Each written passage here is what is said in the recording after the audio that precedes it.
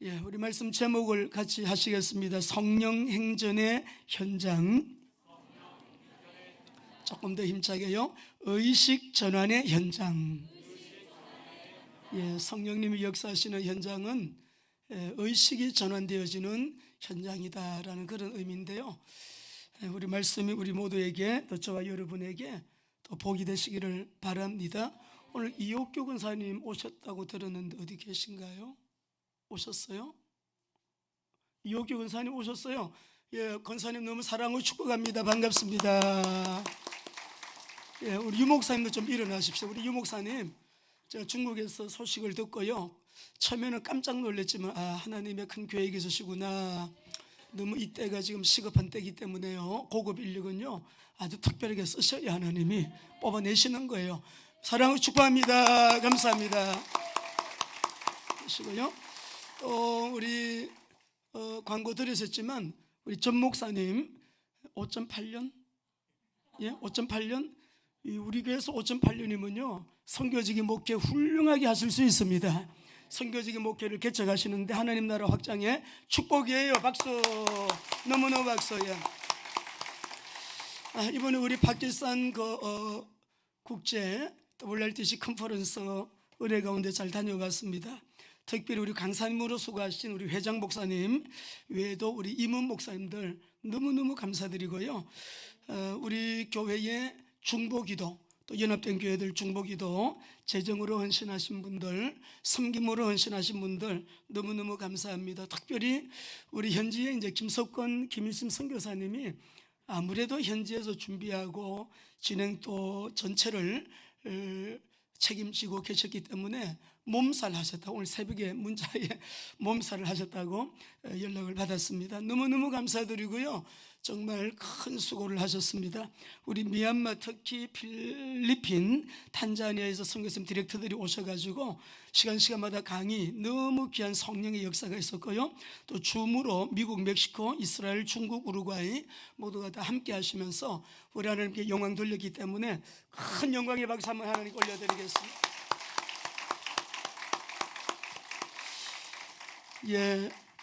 성령 행전의 현장은 의식 전환의 현장이다.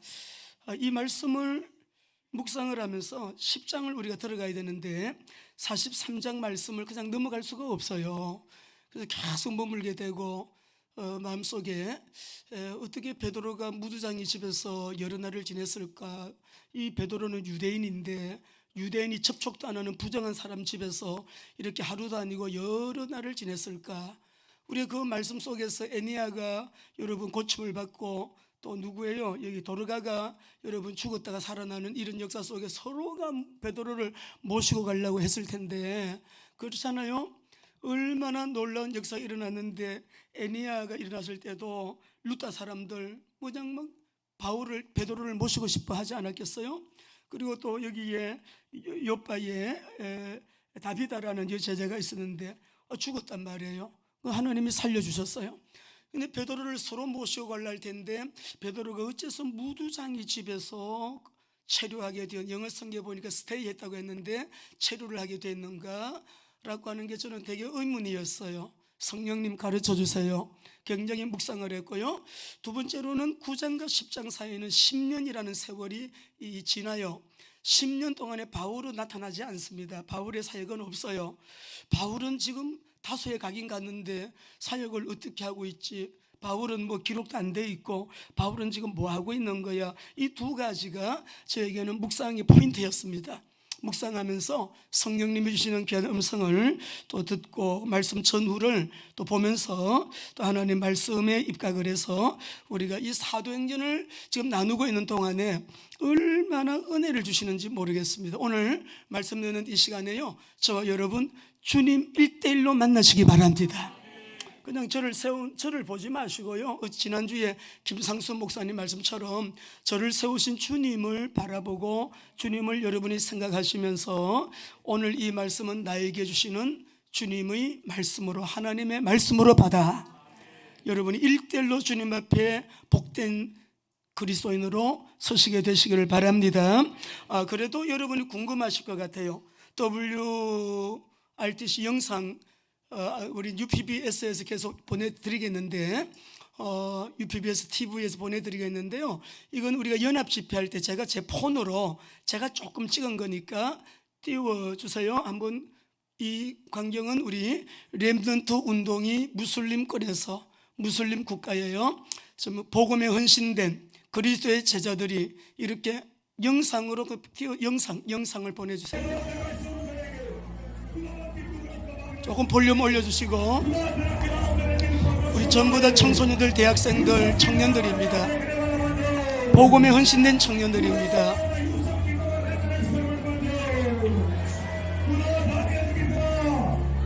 모두가 자기가 섬기는 교회를 힘있게 세워나가면서 복음 제자 교회가 리프로덕션 되어지는 일에 이들이 아주 교회에 뽑힌 일꾼들이 다 오지는 못했어요. 뽑힌 일꾼들 안팎으로 1,100명이 모였습니다.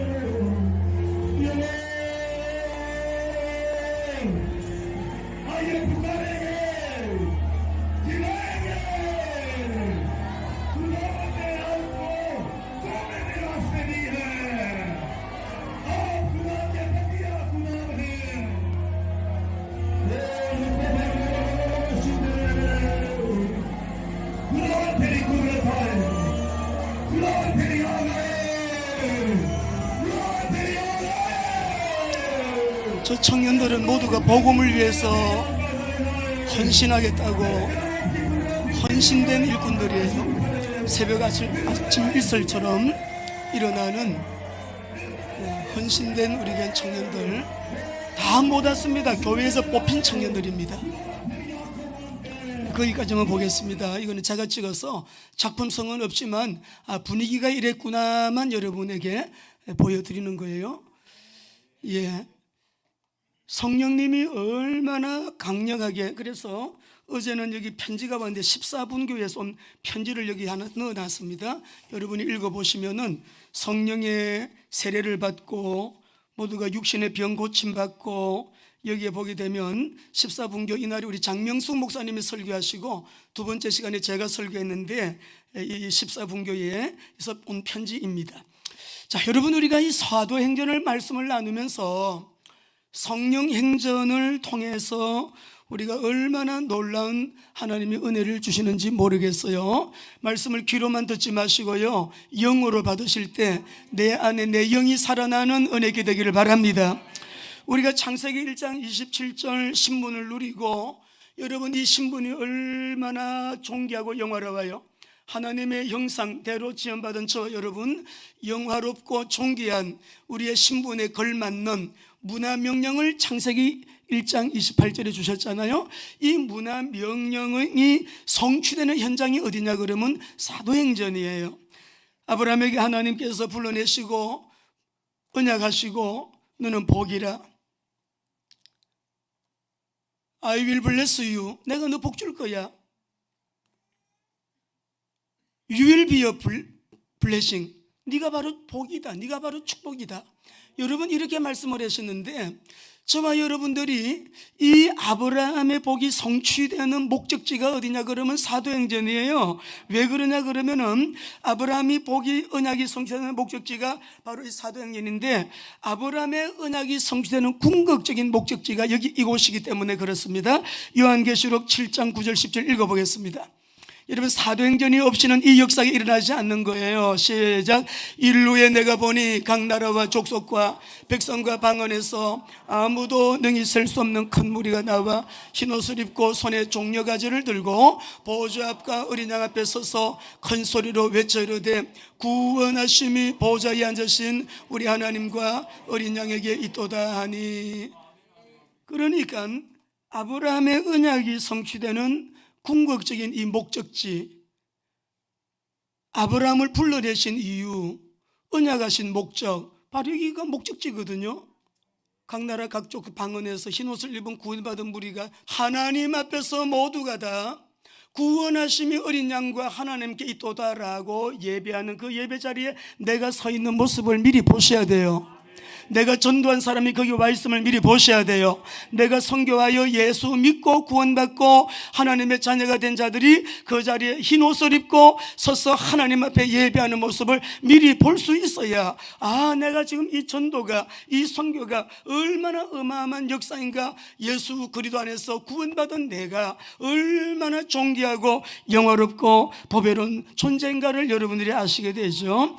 그리고 이 사도행전은요, 우리 예수님의 지상 명령이 성취되는 현장입니다. 여러분이 암송하시지만 같이 읽어보겠습니다. 마태복음 28장 19절 20절 지상 명령 시작. 그러므로 너희는 가서 모든 민족을 제자로. 여기에서 여러분 핵심 동사는 제자예요. 사람의 제자, 교단의 제자, 위대한 인물의 제자 아니에요. 그리스도의 제자예요. 저도 그리스도의 제자, 여러분도 그리스도의 제자라야 돼요. 우리 선교 현장에서도 선교사님들 보고 그래요. 당신의 제자라고 하지 마라. 그리스도의 제자를 키워라. 제가 그리스도의 제자를 만들어라. 어떤 것도 나는 그리스도의 제자입니다라고 말할 수 있어야 돼요. 이런 자에게는 내가 세상 끝날까지 너희와 항상 함께 있으리라. 그러니까 사도행전 1장 8절 오직 성령이 너에게 임하시면 너희가 권능을 받고 예루살렘과 온 유다와 사마리아와 땅끝까지 이르러 내 증인이 되리라.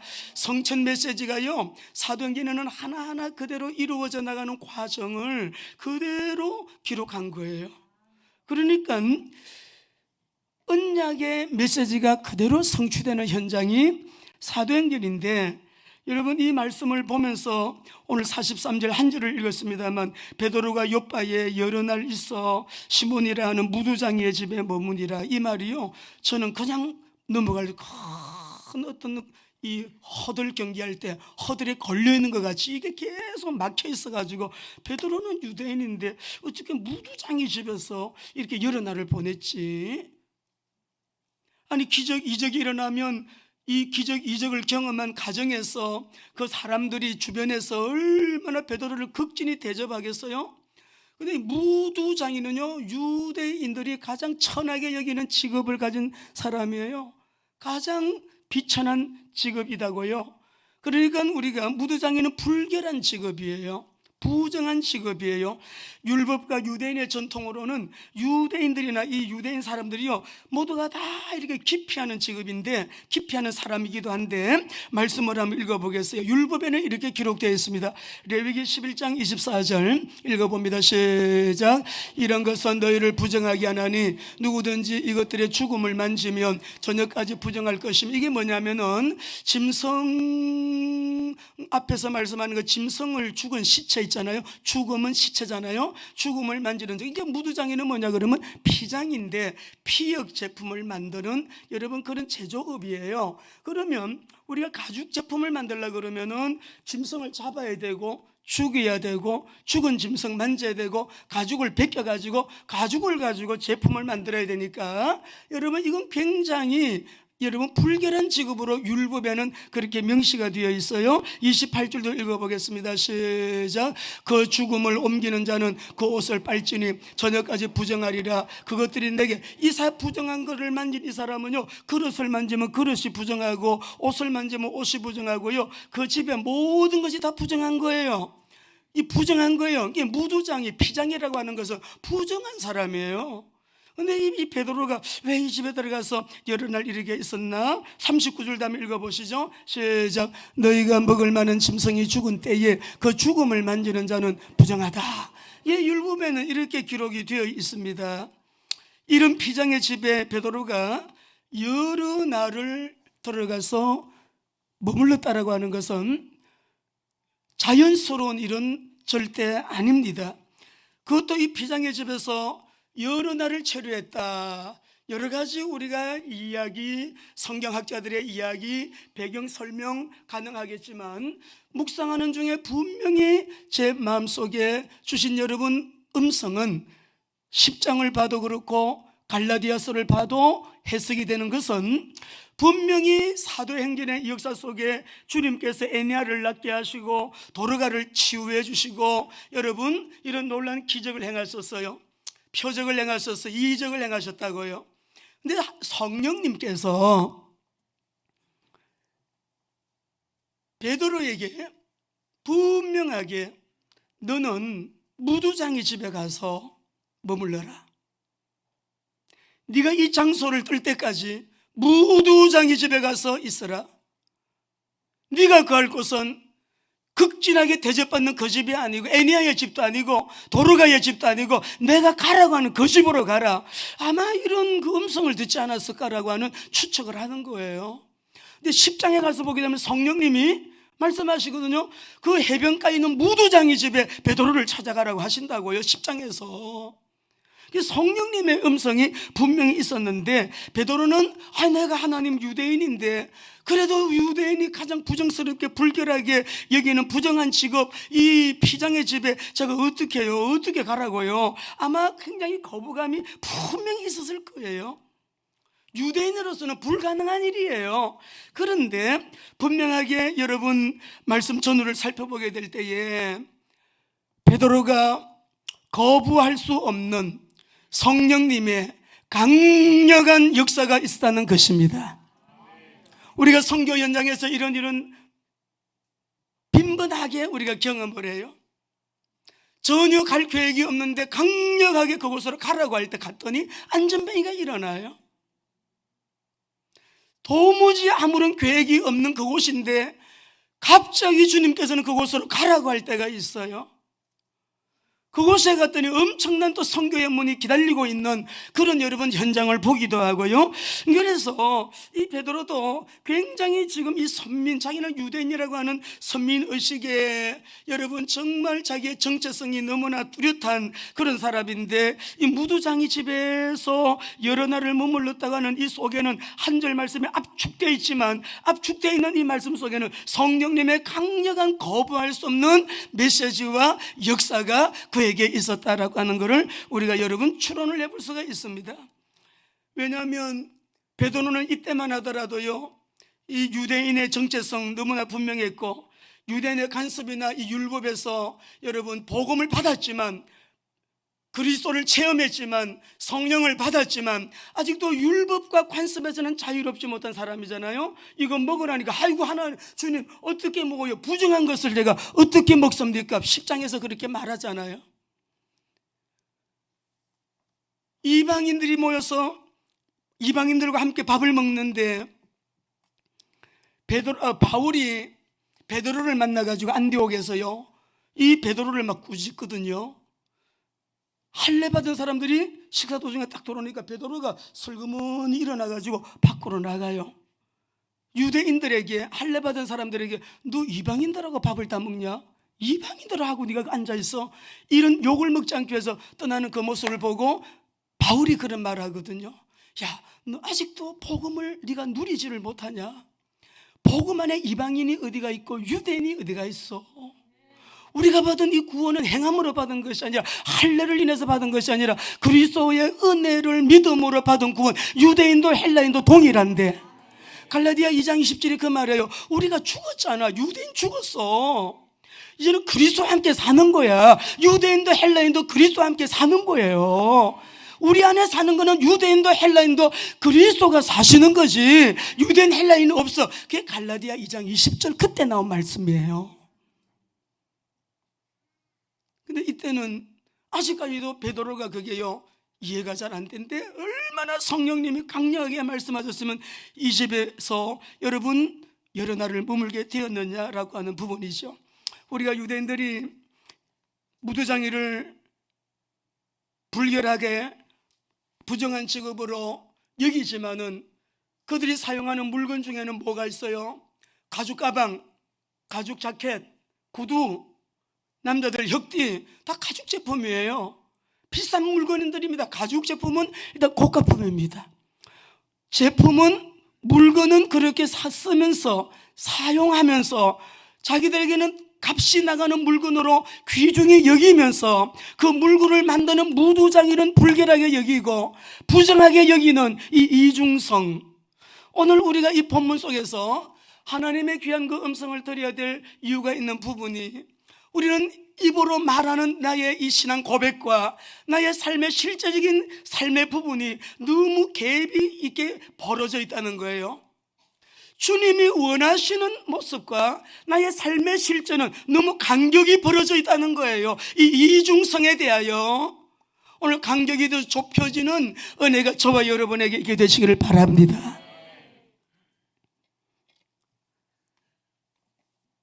점점점 베드로의 내면 의식의 이 이중성이 허물어져가는 과정을 보면서 이 변화의 주체자는 베드로가 아니에요. 베드로 안에서 역사하시는 성령님이시죠. 더욱이 너무나 놀라운 것은 이 말씀 속에 우리 하나님의 사랑, 하나님의 은혜, 오직 성령이 너에게 임하시면 너희가 권능을 받고 예루살렘과 온 유대와 사마리아와 땅끝까지 계속 지금 복음이 예루살렘에서 온 유대로 8장 사마리아로 지금 또 이방 세계로 넘어가는 이 과정 속에 지금 이 무두장이 집에서 이방 선교, 열방 선교의 길을 준비하고 계시는 우리 하나님을 보는 저와 여러분 되시기를 바랍니다. 이방인 집에 머물러라. 내가 이제 이방 선교해야 할, 이방의 문을 열 거야. 열방 선교의 길을 닦고 있다. 10장에서 본격화되잖아요. 그러니까 우리가 이러한 말씀들을 보면서 여러분 스데반을 묵상하지 않을 수가 없어요. 우리 한번 지도를 한번 보여주세요. 우리 한번 그 지도 스데반의 순교의 파장을 한번 보여주시기 바랍니다. 스데반 한 사람이 순교함으로 잘 보이시죠? 이 한 사람의 이 순교가 우리 성경에 나오는 지도예요. 예루살렘에서 사마리아 교회가 핍박 때문에 막 흩어져 가지고 1파 사마리아 교회가 생기고 2파 사울이라고 하는 사람을 얻게 되고 3파 수리아 안디옥 교회가 생겨지게 되고 1파 만파로 이방 선교로 나가는데 이 한 사람의 재물이 스데반 한 사람의 순교가 재물이 되어서 스데반은 죽어 천국에 갔지만 그의 죽음이 이 땅에서는 지금도 일하고 있는 모습을 보고 있다고요. 우리 이재철 목사님이 많은 사람들이 그럴 거예요. 이제 중국에서 강제 추방당했대. 우리 유재철 목사님이 강제 추방당했어요. 이런 이제 표현을 하게 될 건데, 이번에도 우리가 파키스탄에서 조기현 선교사님 시리아에서 요르단으로 오셔가지고 요르단에서 여러분 감옥까지 가고 감옥에서 갇혀 있다가 강제 추방 3일 만에 이 땅을 떠나라 쫓겨났잖아요. 그러니까 이제 우리 유 목사님도 5일 안에 다 준비해가지고 떠나시오. 국가의 당국에서 이 명령이 떨어졌는데 절대로 많은 사람들이 아이고 참 아깝지, 스데반 너무 아깝다, 안 됐다, 스데반이 그렇게 젊은 사람이 순교당하고 죽음의 의미를 잘 모르는 거지요. 여러분 복음은 진실합니다. 복음은 확장성이 있습니다. 복음의 언약 잡게 되면 복음에는요 반드시 따라오는 아브라함의 축복이 있습니다. 이 언약 잡으면 틀림없어요. 놀라운 아브라함의 복은 복음으로 결론 내린 사람, 예수는 그리스도, 예수 생명, 예수 능력, 예수 권세, 예수 축복, 그 모든 여러분 이 언약, 이 복음 안에요 모든 게 하늘 땅 그 가운데 충만한 모든 게 그리스도의 복음 안에 다 들어있는 거예요. 다 들어있어요. 일파만파로 스데반의 죽음을 통하여 복음이 확장이 되어지는데, 확장되어지는 그 놀라운 파장 속에 그 속에 뭐를 봐야 돼요? 복음을 봐야 돼요. 하나님 나라의 일을 봐야 되는 거예요. 죽음이 일하고 있는 모습을 봐야 돼요. 유재철 목사님이 추방을 당했다. 추방이 아니에요. 하나님 나라의 관점에서 보면 하나님의 그 어떤 계획이 있으신 거죠. 추방이 일한다는 걸 알아야 돼요. 나는 떠났지만 그곳에서 하나님은 여전히 역사하고 일하신다는 걸 알아야 돼요. 복음을 위해서 죽었는데 그 죽음이 일하고, 내가 복음을 위해서 추방당했는데 추방이 일을 하고, 내가 복음을 위해서 희생했는데 희생 그 자체가 스스로 일을 한다는 것을 알으셔야 돼요. 저도 이번에 그 응답 받았네요. 다 마무리를 하고 혼자 가만히 마무리 전체를 기도하면 하나님 그래도 이런 건 좀 부족했고 저런 건 좀 부족했는데 죄송해요, 좀 이렇게 주님 마음에 들게끔 그래 했었어야 되는데 기도하는데 주님이 음성 주시더라고요. 내가 부족하니? 나는 부족한 거 없어. 나는 부족하지 않아. 네가 부족했다 할지라도 중심을 내가 아니까 나는 계속적으로 부족하지 않는 내가 완벽하게 내 뜻을 이루어 나갈 것이야. 평안하게 주님이 위로하고 격려하시는데요, 얼마나 평안하게 하시고 힘주시고 격려하시는지 몰라요. 여러분, 오늘 우리가 1장 8절 오직 성령이 너에게 임하시면 너희가 권능을 받고 예루살렘과 온 유다와 사마리아와 땅끝까지 이르러 내 증인이 되리라. 조금 전에 지도를 보신 것처럼 이 한 사람의 죽음이 일파만파로 복음과 함께 전 세계 열방 세계로 복음이 전파돼서 오늘 우리에게까지 왔다는 거 하나님께 감사의 박수 올리시기 바랍니다. 두 번째는요, 우리가 9장과 10장 사이에 10년이라고 하는 세월이 지나가는데 바울은 지금 다소로 가긴 갔습니다마는 지금 뭘 하고 있지? 이렇게 다 바울의 소식은 잠잠하고 바울의 여러분 사역에 대한 얘기가 10장에서도 나오지가 않고 그래요. 11장에서도 나중에 바나바가 다소에 가서 데리고 안디옥 교회로 오게 된단 말이에요. 굉장히 많은 묵상거리가 있었습니다. 불과 3년 전에만 해도 다메섹에 있는 그리스도인들을 체포하러 하기 위해서 이 예루살렘을 떠났던 이 사울이요, 어느 날 갑자기 자기가 그리스도의 제자가 돼가지고 또 돌아왔네. 죽이려고 잡으려고 체포하려고 갔던 사람이 돌아올 때는 자기가 제자가 됐어. 그리스도의 제자가 돼서 또 돌아왔어요. 예루살렘 사람들이 모두가 다 두려워하고 무서워하고 막 그런다. 당연하지요. 핍박을 해도 어지간히 했어야지. 잡아서 죽이고 잡아서 가두고 너무나도 여러분 그것을 율법에 충성하는 줄로 알고 그렇게 바울이 그래 했잖아요. 그래서 유대인들이 돌아왔다 그래도 사울을 믿지 못하고 또 두려워해서 그 유대인들이 막 서로가요 이 사울을 죽이려고 할 때 제자들이 다소로 보내는데 그 다소에서 10년을 있게 돼요. 10년을. 여러분, 우리가 은혜 받은 사람이요, 은혜 받은 사람이, 불을 받은 사람이, 성령 세례 받은 사람이 가만히 한 곳은 못 있습니다. 아세요? 그리고 우리가 종교 생활하다가 어느 날 예수가 그리스도심을 깨달은 날, 십자가에서 다 이루었다라고 하는 이 말의 의미가 무엇인지를 깨달은 그날, 부활하신 주님이 나의 주님으로 인격적으로 그분을 만나게 된 날, 종교생활 교회만 왔다 갔다 하는 종교인이 아니라 부활하신 예수님을 진짜로 만나게 되었다면요, 그 사람 가만히 못 있습니다. 가만히 못 있어요. 어떻게 이 사울이 다소에 가가지고 소식이 없어요. 10년 동안 소식이 없어요. 기록이 안 돼 있어요.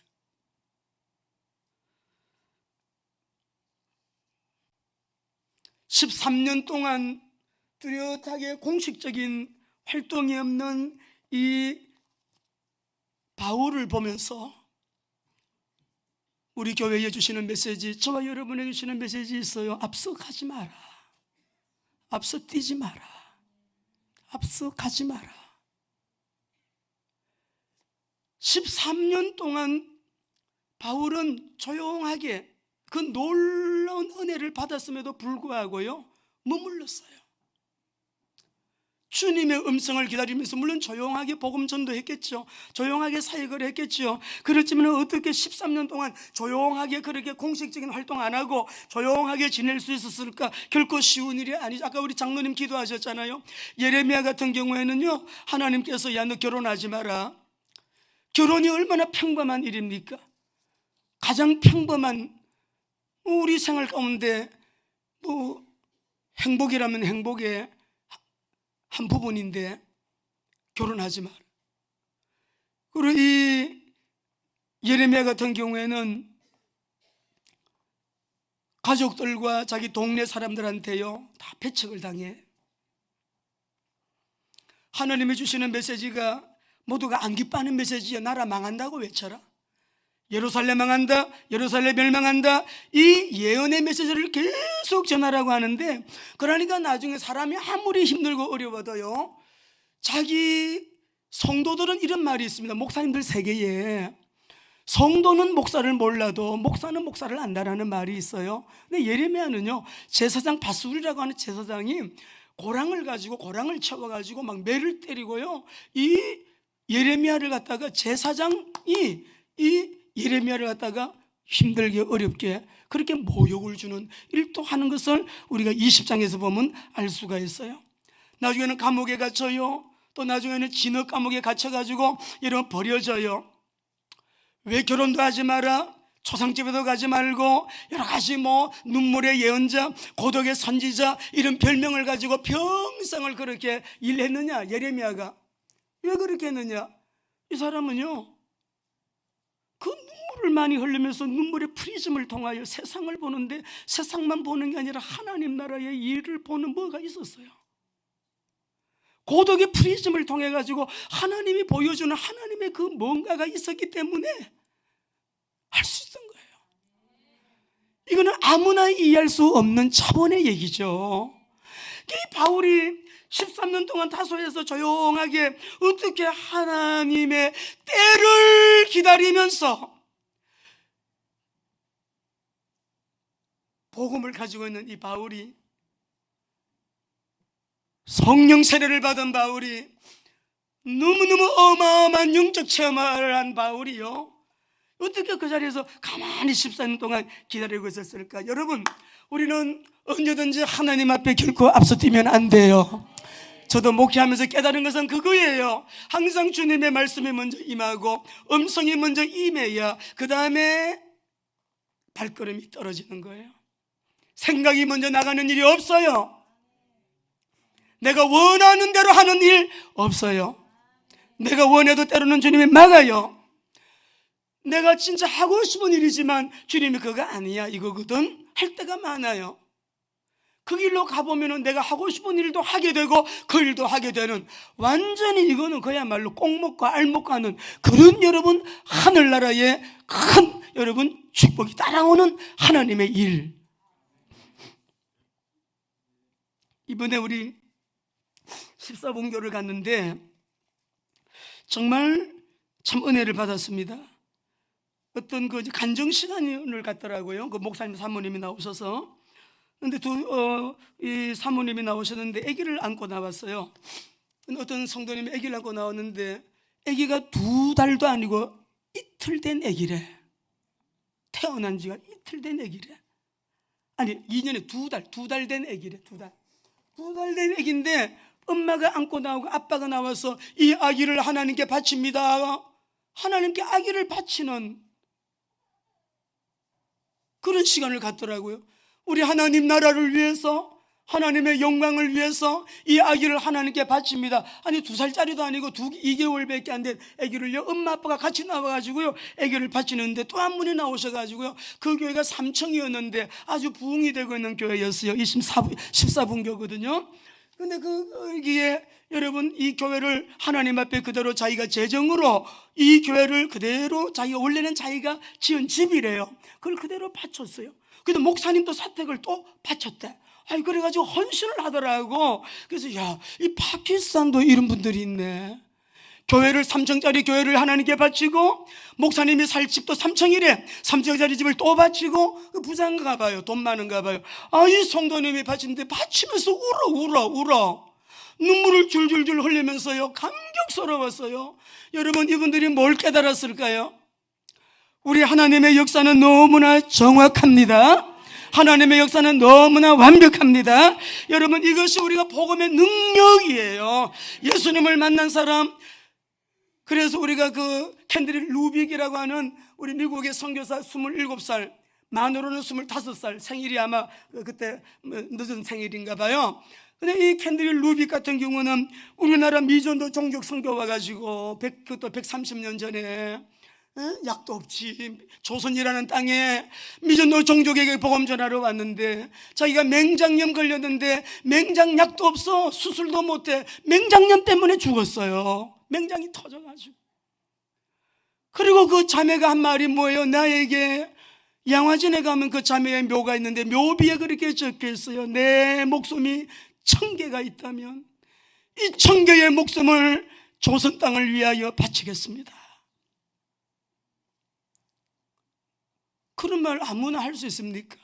도대체 예수 그리스도가 누구시길래, 도대체 십자가의 복음, 부활의 복음, 주님이 어떤 분이시길래 우리가 오늘 베드로의 이중성을 보면서 하나님, 주님과 나와의 간격이 좁아지는 은혜를 허락하여 주옵소서. 복음의 은혜는 누리며 살기를 원하면서도 복음을 위해서는 헌신하기를 기꺼이 하지 않는 우리의 이중성 의식의 전환이 있어야 돼요. 자기의 주관을 내려놓고 상식 경험, 내 중심, 자기 야망 동기, 자기 욕심 내려놓고 뭐든지 복음 중심으로 하나님 나라를 위하여 우리 교회가 주님 앞에 나와 주님과의 간격이 더 밀착되는 은혜가 있게 되기를 주의 이름으로 축원합니다. 주님의 때를 기다리려 하나님 1년도 아니고 2년도 아니고 10년도 아니고 13년 동안 조용하게, 그것도 바울이 조용하게 기다릴 수 있었던 이것은요, 기다릴 수 있었던 이것이 복음의 능력이에요. 복음의 능력이에요. 우리 한번 어떻게 이런 일이 가능했는가 한번 읽어보겠습니다. 사도행전 22장 17절 21절 읽고 우리 말씀을 마무리합시다. 시작. 후에 내가 예루살렘으로 돌아와서 성전에서 기도할 때에 황홀한 중에 봄에 주께서 내게 말씀하시되 속히 예루살렘에서 나가라. 그들은 내게 대하여 정언하는 말을 듣지 아니하리라 하시거늘 내가 말하기를 주님, 내가 주를 믿는 사람들을 가두고 또 각 회당에서 때리고 또 주의 증인 스데반이 피를 흘릴 때에 내가 깃에 서서 찬성하고 그 죽이는 사람들의 옷을 지킨 줄 그들도 아나이다. 나더러 또 이르시되 떠나가라. 내가 너를 멀리 이방인에게로 보내리라 하셨느니라. 하나님은 이방 선교와 열방 선교를 위해서요, 바울을 예루살렘에 머물게 하려 사람들이 두려워가지고 사람들이 막 죽이려고 하니까 형제들을 통하여 다소로 보낸 것 같이 보이지만 하나님은 그 이면에 너 여기서 아무리 네가 증거해도 사람들 안 듣는다, 예루살렘 사람들 네가 전한 복음 안 듣게 되어서 빨리 예루살렘을 떠나라. 내 계획은 네가 이방 세계로 가야 돼, 열방을 향하여 가야 돼, 미전도 종족 조선 땅으로 가야 돼. 이렇게 온 세계와 열방을 향하여 세계 선교의 길을 준비하시고 문을 여시고 길을 만들어 나가시는 우리 하나님의 주권적인 계획을 볼 수 있어야 되는 거예요. 우리 교회는 마지막 때 주님의 재림을 준비하는 거룩한 신부교회예요. WMTC가 거의 일하는 것이고 이는 세계와 열방 가운데 WRTC 렘넌트들이 막 일어나게 될 것입니다. 일어나고 있습니다.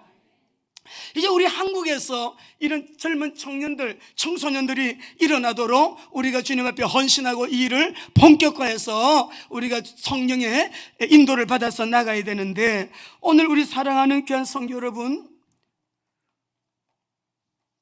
뭘 하든지 우리의 기준은요, 복음 중심이라야 돼요. 하나님 나라가 중심이 되어야 되는 거예요. 하나님 나라만 아니에요. 따라합니다. 하나님 나라의 일. 예수님이 40일 동안 땅에 계시면서 뭐 하셨어요? 하나님 나라의 일을 말씀하셨어요. 하나님 나라의 일을 언약 잡으셔야 됩니다. 그래서 사도행전과 여러분 이 성의식 전환의 이 놀라운 역사는요, 성령님이 막 역사하시는 현장에서 우리의 의식이 확확 바뀌어요. 내가 잘못 살았네, 내가 잘못 성했네, 내 주관이 너무 강했네, 내 상식적으로 내가 결정했네, 내 경험 따라서 내가 판단했네, 이건 아니네, 이건 아니네. 성령님이 바꾸어 주시는 그 의식을 가지고, 로마서 16장의 사람들이 다 그 사람들이잖아요. 의식이 전환된 사람들이거든. 노예도 있고 귀족도 있고 그래요. 노예들은 뭐예요? 내가 출신은 노예 출신이지만 의식이 바뀌었죠. 어떻게? 그리스도 안에서 나는 하나님의 자녀, 하나님의 자녀의 신분과 나는 권세를 회복한 너무나도 존귀하고 보배로운 사람이다. 의식 바뀌어야 돼요. 우리 모두가 이 주님이 우리에게 여러분 주신 은혜에 대한 걸맞는 의식을 가지시고, 하나님 로마서 16장에 그 뒤를 이어가는 언약을 계승하는 우리 교회와 저와 여러분이 되시기를 바랍니다. 자, 그렇게 해서 우리가 주님이 원하시는 나와 내 현재 내 모습의 나와 간격이 점점점 좁아져서 우리 모두가 어떤 영역에서 일을 하든지 그 영역 가운데 하나님의 주권적인 계획을 펼쳐나가는데 귀하게 쓰임받는 하나님 사람들 되시기를 주의 이름으로 축원합니다.